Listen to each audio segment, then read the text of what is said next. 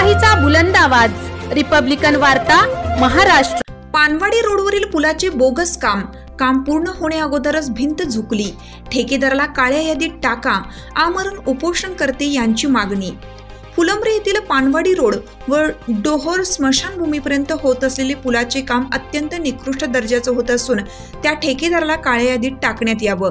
या मागणीसाठी भारतीय दलित पॅन्थरचे सार्वजनिक बांधकाम विभाग फुलंब्री येथे आमरण उपोषण मागील 5 दिवसापासून सुरू आहे। यावेळी उपोषणकर्त्यांनी निवेदनात म्हटले आहे की पानवाडी पुलाचे काम व सिमेंट रस्ता नियमानुसार व एस्टिमेटनुसार होत नसून ते अत्यंत निकृष्ट दर्जाचे होत आहे।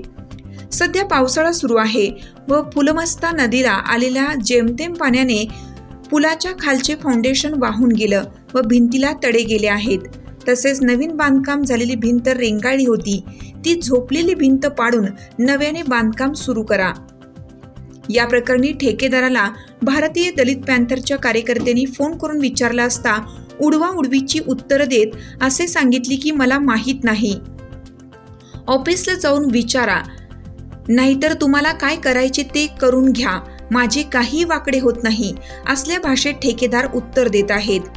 या प्रकरणी रिपब्लिकन वार्ता वृत्तवाहिनीचे पत्रकार अकबर शहा यांनी सार्वजनिक बांधकाम विभाग फुलंब्रीचे उपअभियंता हिलाले यांच्याशी फोनवरून विचारलं असता असे सांगण्यात आले की आम्ही ठेकेदाराला ती झुकलेली भिंत पाडून नव्याने बांधकाम करण्याचं पत्र दिलं आहे।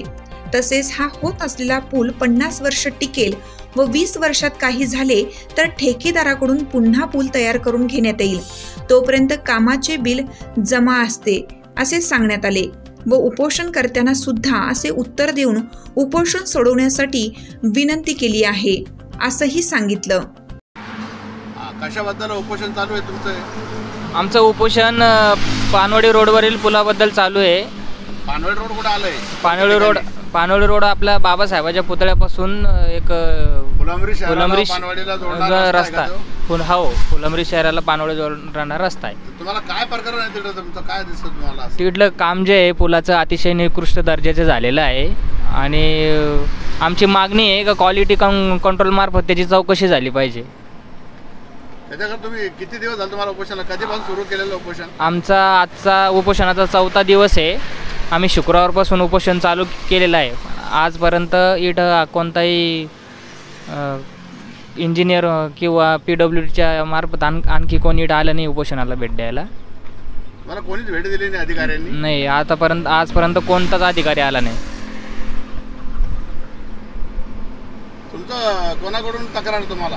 PWD वाल्याकडे आहे का ठेकेदारकडे? PWD वाल्याकडे तक्रार आहे। PWDचे जे हेलाले उपअभियंता यांची आणि ठेकेदाराची मिलीजुली भगत आहे, त्याच्यामुळे ते आमच्या मागण्याकडे काही लक्ष द्यायला नाही।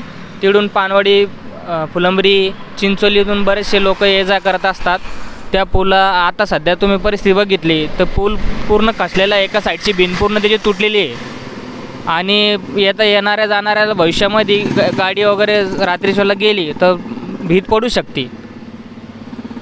पडाचं कारण काय? त्याला कठडे वगैरे नाही काय? पडाचं कारण एक व्यवस्थित बांधकाम झालेलं नाही आहे आणि बोगस काम झालेलं आहे, त्याच्यामुळे ते भीत आता सध्या पडलेली आहे, वाकलेली आहे 4, 5, 7, 8 फूट।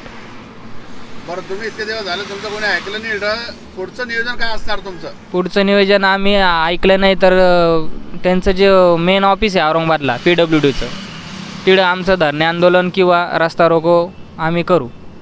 तुमचं पद आणि नाव सांगा? माझं आकाश सुभाष गंगावणे, फुलंब्री, भारतीय दलित पॅन्थरचा मी शहर अध्यक्ष आहे। रिपब्लिकन वार्ता महाराष्ट्र वृत्तवाहिनीसाठी फुलंब्री औरंगाबाद प्रतिनिधी अकबर शहा।